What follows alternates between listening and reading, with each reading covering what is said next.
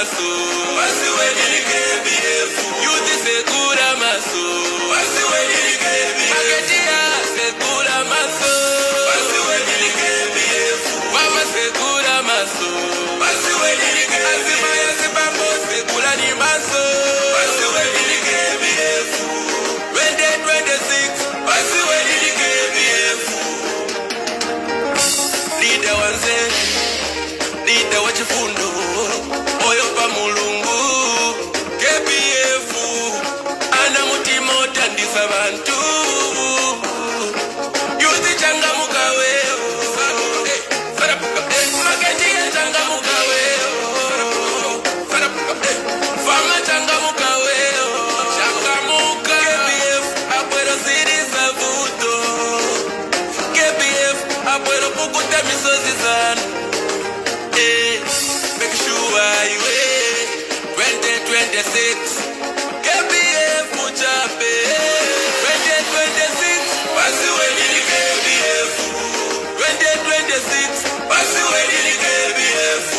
Segura maso, basi weni ni KBF. Youth segura maso, basi weni ni KBF. Maketia segura maso, basi weni ni KBF. Mama segura maso, basi weni ni KBF. Azima ya sibambo segura ni maso, basi weni ni KBF. 2026, basi weni ni KBF. KBF azaleta chape chitukuko. KBF azasiriza noti shedingi. KBF azaleta mangwana mvikatala. KBF ana mutima chape wankunda. KBF, KBF, KBF azaleta Segura maso, basi weni ni KBF. Youth segura maso, basi weni ni KBF. Maketia segura maso, basi weni. My name is Azima ya sibambo segura ni maso, basi weni ni KBF.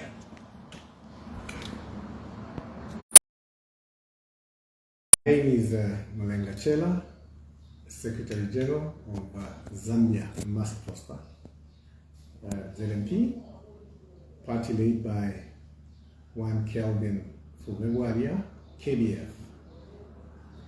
And I wish to register first and foremost our displeasure at the manner in which the mass registration of voters is being conducted by the Electoral Commission in Zambia. I should first mention that I think since I started voting, or since the coming of the multi-party elections in Zambia, we can bring it to a much later date, I think there has been no mass voter registration in the country that has been as under-advertised or publicized as this one. So ECZ really needs to put their act together. First, I think a lot of people do not seem to be aware that there's this mass voter registration going on, which started on the 13th of October and is supposed to end on the 11th of November. Now, if you look at the period, it's pretty short. And if the message has not gone out there for people to be aware that such an exercise is going on, I think we will not achieve the numbers that we need to achieve. So ECZ, please put your house in order. Let's get to work.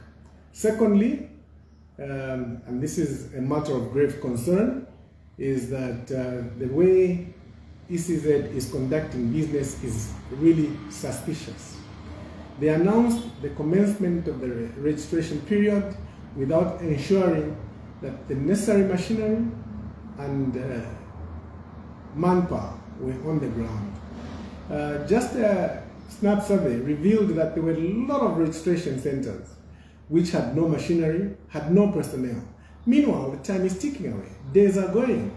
And the question that begs an answer is the Electoral Commission of Zambia, based on that, going to extend the period of voter registration? If that's the case, fine. But if not, then what are they going to do about the lost time? We are aware. In fact, sometime in September, precisely on the 11th, we wrote a letter to ECZ when we observed that there were certain things that were happening. We expressed our displeasure at the fact that UPND officials were interfering with the recruitment of the training facilitators for the whole process. And we brought this to the attention of ECZ. Unfortunately, they did not even have the courtesy to respond to our concern. And now what's happening shows that starting from that case to what's happening now, this appears to be like systematic rigging. We know that rigging does not take place on the day of voting. It's systematically built in, starting from registration all the way to the date of voting. And what is happening can only be seen as a deliberate effort to disenfranchise a lot of Zambians that would want to vote. And this, as Zambians, we are saying, no, it should not happen. Let us ensure that we give every Zambian an opportunity to vote. This is the only time that the Zambians can use their power, their voice to decide their future. And no one, not even the Electoral Commission, should stop the Zambian people from exercising this right. I wish to remind ECZ that they are paid from taxpayers' money, Zambian public money, and so they owe a responsibility to the Zambian people and not to the UPND government. And so if you do not do the right thing, Madam Zelomis and your team, please bear in mind that the people of Zambia shall hold you accountable. It doesn't matter when, but they surely shall hold you accountable. So please put your house in order and do the right thing. We want next year's elections to be as democratic, as transparent, as clear, and as free as they can ever be. And we are appealing to you to please do the right thing. Having said that, I wish to extend my appeal to the general population, to the general populace of Zambia. Please, particularly the youths, please let us rise in numbers and go and register. Especially you, the first-time voters, the first-time voters. This is an opportunity that you should not afford to miss. This is the only time you can exercise your power to hire and fire the people that you think should work for you, and to fire those that you feel are not good enough to work for you. So please do not sit back. Do not hold back. Get up, go and register wherever registration is taking place from. It does not necessarily have to be in your usual area of residence. You can register from wherever you are, still giving your usual address of residence, excuse me. So please, this is an opportunity that we should not let go by. It is very important. It is your only chance. And to our fellow politicians, political leaders, and political parties, this is the time to unite and put our country, Zambia, first. As politicians, we work for the people. And let us speak with a united voice against all injustices that we see, against all inconsistencies or malpractices that we see, so that we can make sure that the people that are supposed to work for the Zambian people are made accountable for their actions, and that we do not let them get away with mediocrity or indeed any malpractices that may put the opposition to a disadvantage. Please let us rise, let us speak with one voice. Let us remember that we are one Zambia, one nation. We only have this country, and we can only speak for this country. So let us act in unity and in love.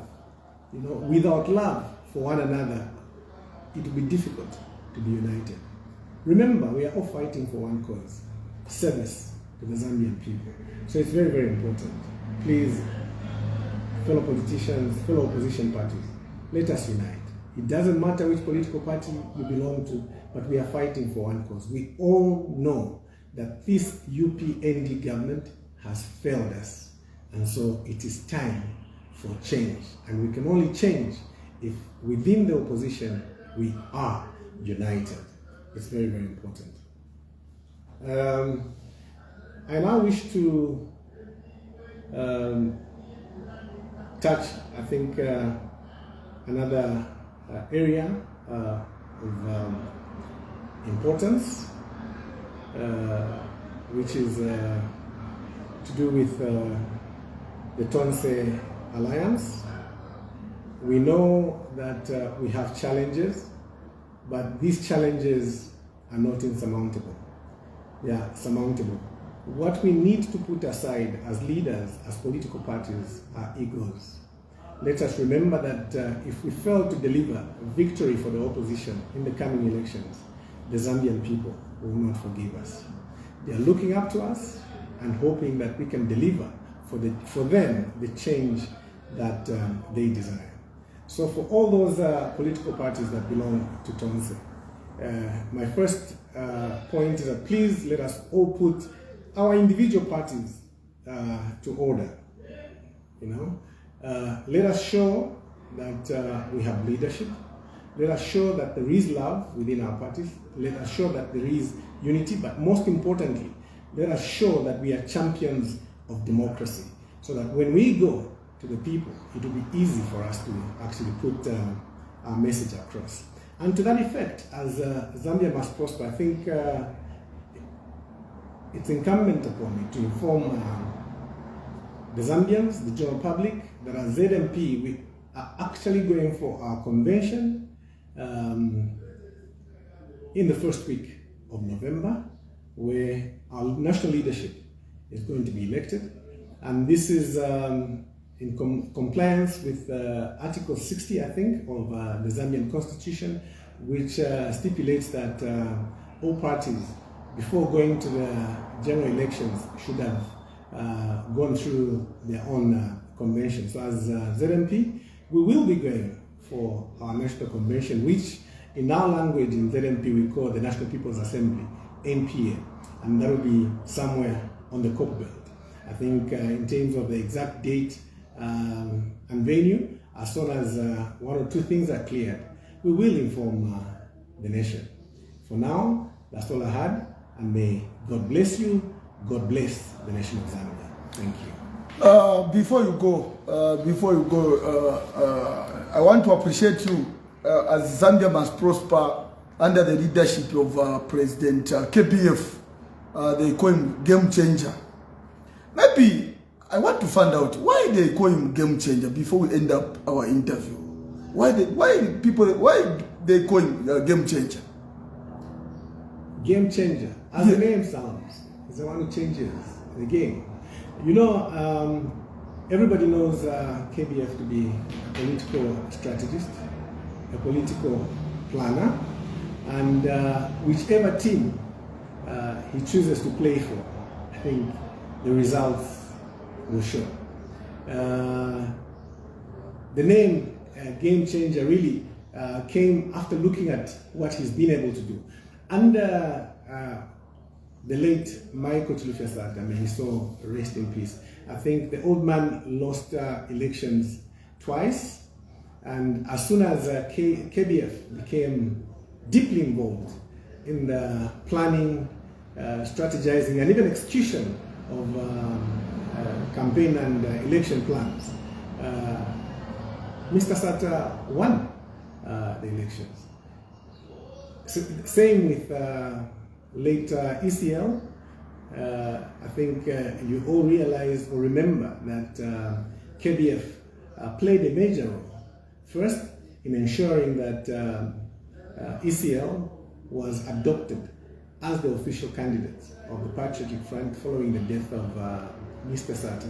And secondly, going to the elections, KBF was at the center of planning and executing the entire election strategy, which ended in ECL's victory. Not to forget HH. I mean, it had to take KBF to join his team after he had attempted and lost, I think, 5 times. But as soon as KBF joined that team, things changed. So indeed, he's a game changer. that's where the name Game Changer comes from. Bwana SG, thank you so much for that, because I've been wondering, people have been calling me game changer, and I want to appreciate Zambia Must Prosper for the good job that you are doing. And the other part that I've really appreciated is that before the late President Edgar Chagwalungu died, we saw Game Changer with the late President Edgar Chagwalungu. And looking at that, it gave us hope that Game Changer KBF is a good man, wants to work with everyone, and we hope to see unity and love amongst the opposing political parties, because KBF has got experience, as the way you have explained. He has got experience in terms of politics, and we are hoping that he's going to give us another game. We are just hoping that a good striker will be given an opportunity that we win election in 2026.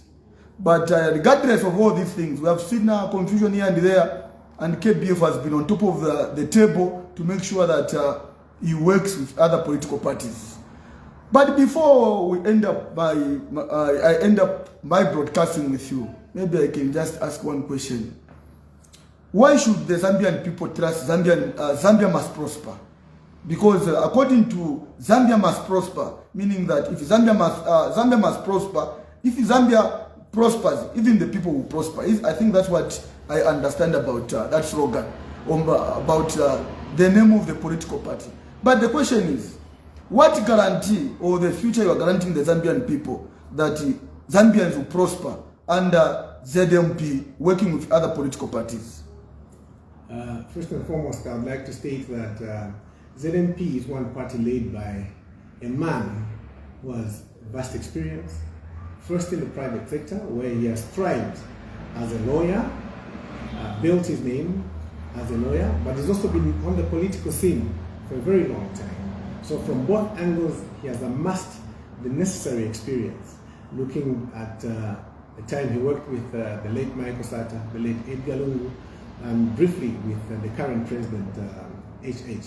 But even then, as an opposition leader, looking at the mistakes that the current government has made, I think we have learned quite a lot from them. But having said that, I want to state that Zambia Must Prosper, first and foremost, is one of the very few, if not the only party, with a very, very clear economic blueprint on how to rescue Zambia's economic fortunes. First, he did a book, which is in 2 volumes, Zambia Must Prosper 1 and Zambia Must Prosper 2, believing that this country is so well endowed with natural resources that Zambians should not be poor at all. But Zambians are poor in the midst of so much wealth because of poor leadership. And emanating from that, again, Zambia Must Prosper has a very well elaborate manifesto. I don't think, I'm yet to see if there's any other political party in the country that has a manifesto as elaborate as the Zambia Must Prosper manifesto. So with that and the belief that there's so much wealth in this country, we believe that Zambia is destined for prosperity, but only if we have the right leadership. And that right leadership is in the people that are led by Kelvin Fugwebwale, because they have clearly shown that they have a vision for this country. Thank you so much, Bwana SG. We want to appreciate you and say thank you so much. We'll be coming all the time so that together we can. Otherwise, Zambia needs people like KBF, Zambia Must Prosper. And you, as a team, we just hope that unity and prosperity will be seen in Zambia Must Prosper. As at now, we are saying thank you so much, Bwana SG. We'll come back again. Thank you so much. Thank you.